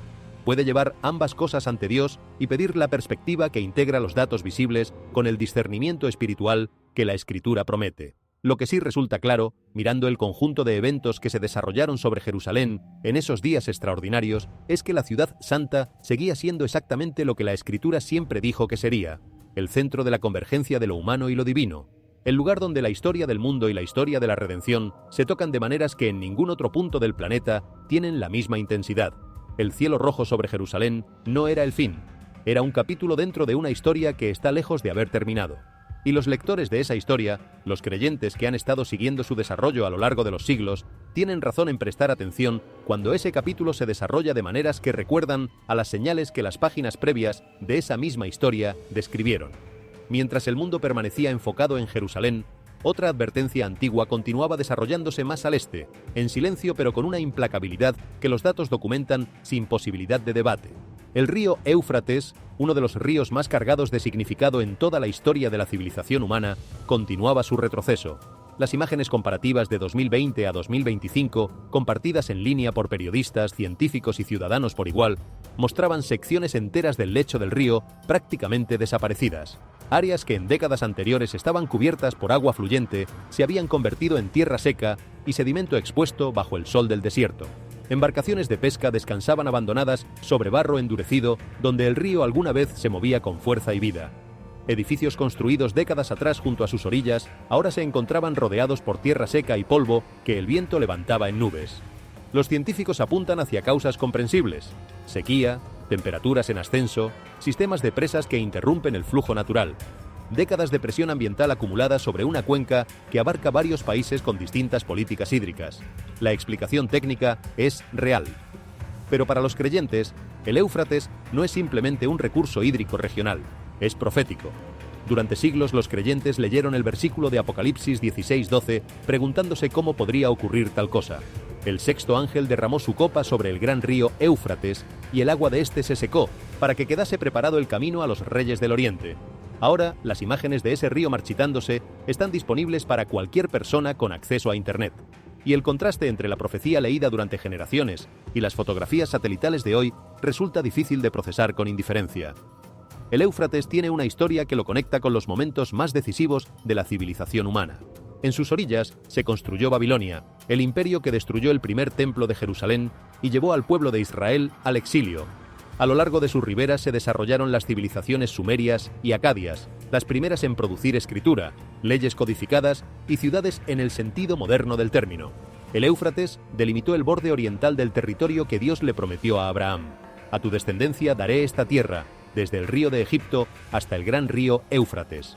Era, en el mapa de la promesa divina, el horizonte que marcaba el límite extremo de lo que Dios había destinado para su pueblo. Y en el mapa profético del Apocalipsis, ese mismo río aparece de nuevo como el punto de partida para los eventos más solemnes de los últimos tiempos. Que ese río esté secándose no es, para los creyentes que conocen esas promesas, simplemente un fenómeno climático. Es la realización literal y visible de algo que las páginas del Apocalipsis describieron hace casi 2000 años. Un creyente de la era apostólica que leyera que el gran río Éufrates se secaría para preparar el camino de los reyes del Oriente no podía imaginar de qué manera concreta ocurriría eso. No tenía fotografías satelitales, ni comparativas de nivel de agua ni cobertura noticiosa en tiempo real.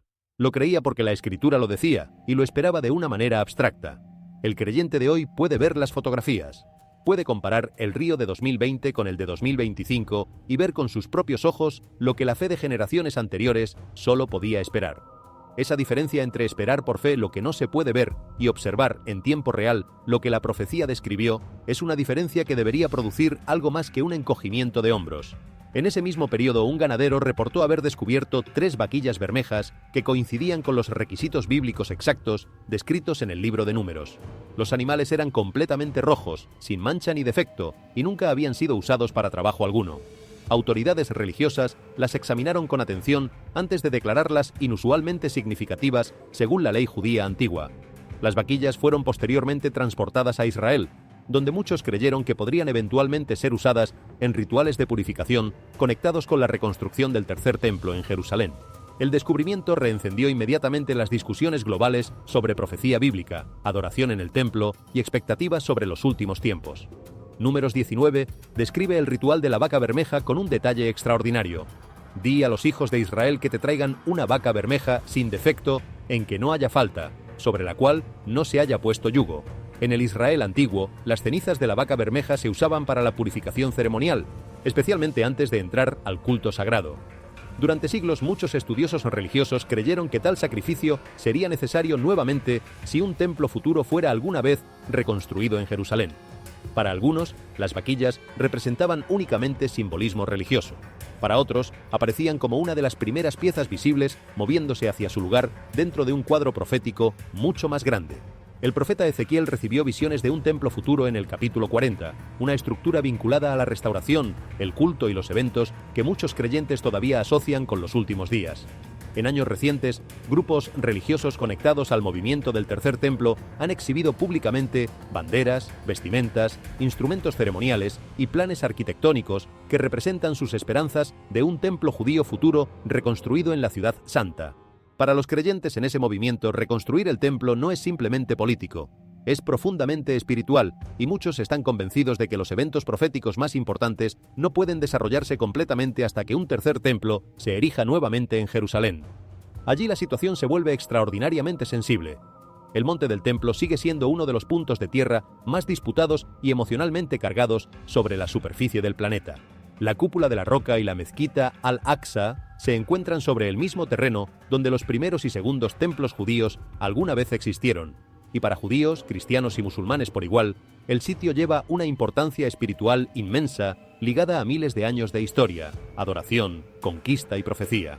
Incluso las tensiones más pequeñas alrededor del monte del templo pueden enviar ondas de choque a través del mundo entero. Muchos cristianos señalan Dundes Tesalonicenses 2:4, donde la Escritura advierte de una figura futura frecuentemente asociada con el anticristo, el cual se opone y se levanta contra todo lo que se llama Dios o es objeto de culto, tanto que se sienta en el templo de Dios como Dios, haciéndose pasar por Dios. Otros conectan el movimiento con Daniel 9:27, que describe un pacto y un futuro periodo de tribulación que muchos creyentes asocian con el cronograma profético final antes del regreso de Cristo. Durante generaciones, estos versículos permanecieron como discusiones teológicas distantes. Ahora, con vaquillas bermejas llegando a Israel, preparativos del templo abiertamente discutidos y Jerusalén de pie nuevamente en el centro de la inestabilidad global, la profecía repentinamente se siente mucho menos teórica para millones de personas alrededor del mundo. Lo que el movimiento del Tercer Templo representa en el paisaje profético contemporáneo merece un momento de reflexión cuidadosa, porque su significado no puede ser reducido ni a simple política regional ni a simple fanatismo religioso. En el corazón de ese movimiento late una convicción que tiene raíces bíblicas profundas, que la historia de la redención no ha terminado, que el Dios que hizo promesas a Israel sobre la tierra, la ciudad y el templo tiene la intención de cumplirlas, y que los eventos del presente son parte del proceso por el cual ese cumplimiento se está preparando. Esa convicción es compartida, desde perspectivas teológicas distintas, pero con el mismo fundamento escritural, por millones de creyentes judíos y cristianos alrededor del mundo. Y la convergencia de esas perspectivas sobre Jerusalén, en este momento histórico específico, es, en sí misma, una señal que muchos estudiosos de la profecía bíblica han señalado durante décadas como significativa. El templo en la escritura bíblica no es simplemente un edificio, es el lugar de la presencia de Dios entre su pueblo, o más precisamente, el símbolo visible de esa presencia, el punto donde el cielo y la tierra se encuentran de manera especialmente intensa. El primer templo, construido por Salomón, era tan extraordinario que los propios constructores preguntaron: ¿es verdad que Dios habitará sobre la tierra? He aquí que los cielos de los cielos, no te pueden contener, cuanto menos esta casa que yo he edificado. La pregunta no expresaba incredulidad, sino asombro. ¿Cómo puede lo infinito habitar en lo finito? La respuesta que el primer templo representaba era que Dios, en su misericordia, elige acercarse al ser humano de maneras que el ser humano finito puede percibir y responder. El templo era ese acercamiento hecho visible en piedra y madera y oro. La destrucción del templo, tanto la del primero por los babilonios como la del segundo por los romanos, fue en cada caso un momento de profundo duelo nacional y espiritual para Israel. No porque el edificio fuera irreemplazable en términos materiales, sino porque su destrucción señalaba el retiro de la presencia divina en respuesta al alejamiento del pueblo de la alianza. Y la promesa de su restauración, que tanto Ezequiel como Daniel y otros profetas articularon con distintos grados de detalle, era la promesa de que ese retiro no sería permanente, de que Dios volvería a habitar entre su pueblo de una manera que superaría incluso la gloria de los templos anteriores. Para los creyentes que interpretan estas profecías en sentido literal, el movimiento del Tercer Templo no es la ambición política de un grupo de extremistas religiosos. Es la preparación visible, por imperfecta y humanamente limitada que sea esa preparación, de un escenario que la Escritura describió con anticipación. Y cuando ese movimiento comienza a producir objetos concretos, vestimentas sacerdotales, instrumentos ceremoniales, planos arquitectónicos, vaquillas bermejas certificadas, deja de ser pura teología para convertirse en historia que se desarrolla en tiempo real. Ese es el efecto que tiene sobre millones de creyentes que lo observan. La impresión de que el reloj profético no se ha detenido, de que los pedazos del rompecabezas están moviéndose hacia su lugar, de que el capítulo que generaciones anteriores solo pudieron leer está comenzando a escribirse frente a sus ojos. La sabiduría bíblica, al mismo tiempo, exige que esta percepción sea sostenida con humildad y discernimiento. La historia de la Iglesia está llena de momentos en que creyentes bien intencionados interpretaron los eventos de su época como el cumplimiento inminente de la profecía escatológica, y esos momentos pasaron sin el cumplimiento esperado. Eso no invalida la expectativa profética. Lo que invalida es la presunción de que el observador humano puede determinar el cronograma con precisión a partir de las señales disponibles. Las señales orientan, no calculan, apuntan en una dirección, no especifican una fecha. Y el llamado bíblico al creyente no es a calcular cuándo ocurrirá el regreso de Cristo, sino a vivir de manera que ese regreso, cuando ocurra, lo encuentre haciendo exactamente lo que debería estar haciendo, amando, sirviendo, orando, testificando y esperando con fe activa. Aún así, la Escritura advierte repetidamente a los creyentes contra el miedo y la especulación irreflexiva. La profecía nunca fue dada para crear pánico. Fue dada para despertar corazones, fortalecer la fe y recordarle a la humanidad que Dios permanece soberano sobre la historia, incluso cuando el mundo parece inestable. Cada conflicto, cada oración, cada advertencia, cada profecía, de alguna manera parecen llevar de regreso a esta única ciudad de pie en el centro de la historia. Jerusalén sigue siendo una de las ciudades principales más pequeñas de la Tierra, pero ningún otro lugar sobre el planeta lleva este nivel de peso espiritual y político. Las naciones debaten sobre ella, las religiones oran hacia ella, los ejércitos luchan a su alrededor, las cámaras nunca la abandonan. La centralidad de Jerusalén en la conciencia global de este momento histórico no tiene precedente en la era moderna. Hubo periodos en la historia en que Jerusalén fue geográficamente remota para la mayoría de la humanidad, cuando su significado espiritual era conocido por quienes pertenecían a las tradiciones que la veneraban, pero prácticamente invisible para el resto del mundo. Hoy eso ha cambiado de manera radical. En un mundo interconectado por Internet, por redes sociales, por cobertura noticiosa en tiempo real desde cualquier punto del planeta, Jerusalén es una presencia permanente en la pantalla de prácticamente cualquier persona que siga los eventos globales. Sus tormentas se transmiten en directo, sus terremotos generan titulares en todos los continentes, sus conflictos políticos ocupan las primeras páginas de los periódicos más importantes del mundo. Sus hallazgos arqueológicos aparecen en los trending topics de las redes sociales antes de que hayan sido confirmados por los expertos. La ciudad que Zacarías describió como una piedra de carga para todos los pueblos se ha convertido en el siglo XXI en exactamente eso. Una presencia que ninguna agenda global puede ignorar y ningún actor político puede manejar sin que el mundo entero esté mirando. Eso tiene implicaciones que van más allá de la geopolítica.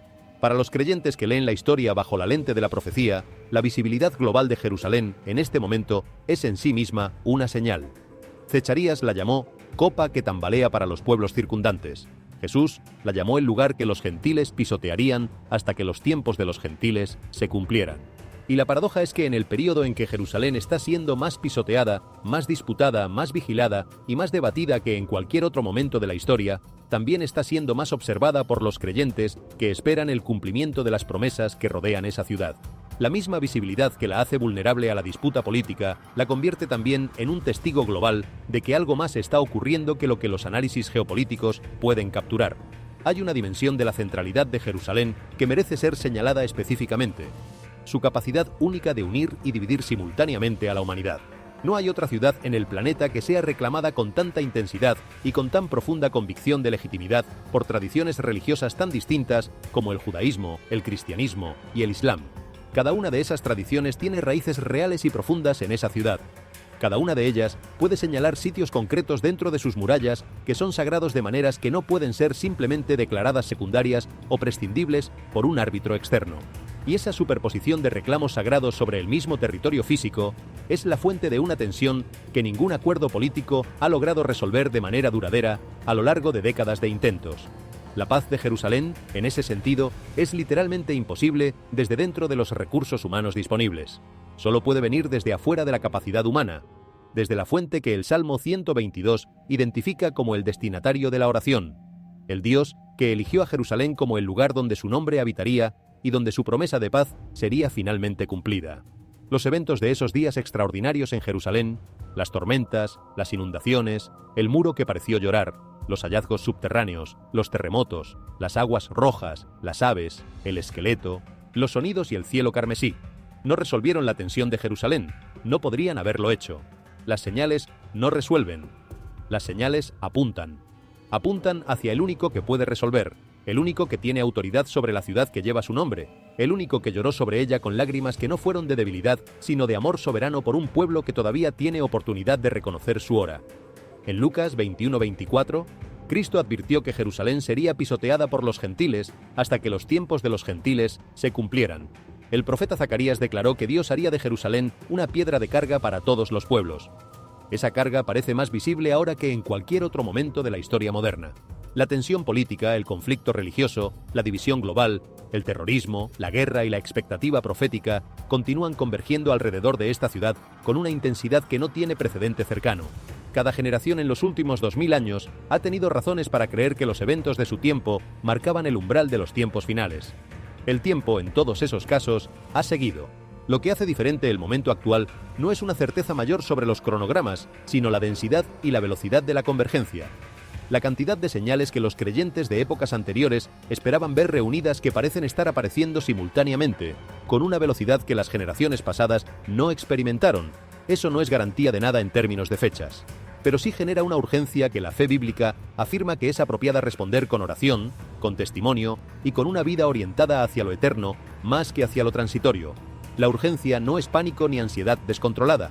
La urgencia es el reconocimiento sereno de que el tiempo tiene valor, de que cada día es una oportunidad que no se repetirá, de que las personas a nuestro alrededor que todavía no han escuchado las buenas nuevas del Evangelio merecen escucharlas mientras el tiempo de escuchar todavía existe y la puerta de la gracia sigue abierta.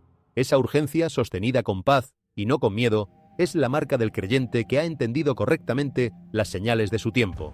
Y sin embargo, incluso en medio del miedo, la Escritura apunta continuamente hacia la esperanza. El Salmo 122:6 dice: «Pedid por la paz de Jerusalén, serán prosperados los que te amen». La oración por Jerusalén no es opcional para el creyente que ha entendido el lugar que esa ciudad ocupa en el plan de Dios. Es una responsabilidad que la Escritura vincula explícitamente con la prosperidad de quien la practica. Prosperidad no necesariamente en términos materiales, sino en el sentido hebreo del término shalom: integridad, bienestar, paz interior, vida plena. Los que aman a Jerusalén con el amor que Dios tiene por ella, el amor que Jesús expresó en sus lágrimas sobre la ciudad, serán prosperados. Porque amar lo que Dios ama, orar por lo que Dios está haciendo, alinearse con los propósitos de Dios en la historia, es participar en el flujo de la vida divina de una manera que produce fruto que ninguna circunstancia externa puede detener completamente. Y en un momento en que las circunstancias externas están acumulando una presión que pocas generaciones han conocido, esa promesa de prosperidad ligada a la oración por Jerusalén no es un consuelo retórico. Es una invitación concreta a participar activamente en la historia que Dios está escribiendo sobre esa ciudad y sobre el mundo. Mirando el conjunto de todo lo que ocurrió en Jerusalén durante esos días extraordinarios, la secuencia completa de eventos que se encadenaron uno tras otro con una velocidad y una intensidad que nadie podría haber anticipado completamente. Lo que emerge no es simplemente una lista de fenómenos naturales inusuales. Lo que emerge es una imagen. La imagen de una ciudad que no puede escapar de su destino, de un lugar que el universo mismo parece conocer de una manera especial, de un punto en el mapa del mundo donde lo visible y lo invisible se encuentran con una frecuencia y una intensidad que ningún otro lugar puede igualar. Las señales que se produjeron sobre y bajo Jerusalén en esos días no son, en el marco de la fe bíblica, una lista de curiosidades que deben ser interpretadas de manera aislada. Son parte de una narrativa. Son capítulos dentro de una historia que comenzó mucho antes y que todavía no ha llegado a su conclusión. Y la fe bíblica afirma que esa historia tiene un autor, que ese autor conoce el final desde el principio, y que las señales que coloca en el camino no son accidentales sino deliberadas. Están diseñadas para orientar a quienes tienen la disposición de orientarse, para despertar a quienes tienen la disposición de despertar, para hablar a quienes tienen la disposición de escuchar en el registro en que esas señales hablan. La pregunta más importante que los eventos de Jerusalén generan no es científica, ni geopolítica, ni escatológica en el sentido técnico. Es personal. Es esta. ¿Qué voy a hacer yo con lo que he visto y escuchado? Porque las señales no fueron enviadas al mundo en abstracto. Fueron enviadas a personas concretas, a individuos con nombres y historias y circunstancias específicas que en algún momento las encontraron y se encontraron ante la pregunta de qué hacer con ese encuentro. La respuesta a esa pregunta no puede delegarse a un teólogo ni resolverse con un análisis más detallado de los datos. Solo puede responderse desde adentro, desde ese lugar que la Escritura llama el corazón, donde la voluntad, la emoción y la consciencia espiritual convergen en una respuesta que es genuinamente propia. La soberanía de Dios sobre la historia es una de las doctrinas más confortadoras y más desafiantes de la fe bíblica al mismo tiempo. Es confortadora porque significa que ningún evento, por caótico que parezca, escapa al conocimiento y al control del Creador del universo. Los terremotos de Jerusalén, las aguas rojas del Mar Muerto, el cielo carmesí sobre la ciudad santa, el Éufrates que se seca, las vaquillas bermejas en Israel, ninguno de estos eventos tomó a Dios por sorpresa. Todos tienen su lugar dentro de un plan que la Escritura afirma que fue establecido antes de la fundación del mundo. En ese sentido, la soberanía de Dios es la roca sobre la que el creyente puede mantenerse de pie cuando todo lo demás tiembla. Y es desafiante porque la soberanía de Dios no elimina la responsabilidad humana. El hecho de que Dios sea soberano sobre la historia no significa que las decisiones humanas carezcan de peso real. Significa que esas decisiones operan dentro de un marco que Dios sostiene y dirige, pero que dentro de ese marco, las elecciones que las personas hacen tienen consecuencias reales que importan tanto para sus propias vidas como para la historia que se está desarrollando. Cada persona que mira los eventos de Jerusalén y elige responder con fe activa, con oración, con mayor amor hacia el prójimo, con mayor honestidad sobre las prioridades de su vida, esa persona está participando de una manera que la Escritura afirma que es real, en el movimiento de la historia hacia su conclusión. Y cada persona que mira los mismos eventos y elige la indiferencia o el cinismo o el terror paralizante, también está tomando una decisión que tiene peso dentro de ese mismo movimiento. La invitación que los eventos de Jerusalén extienden a cada observador no es a adoptar una posición teológica específica sobre el cronograma escatológico.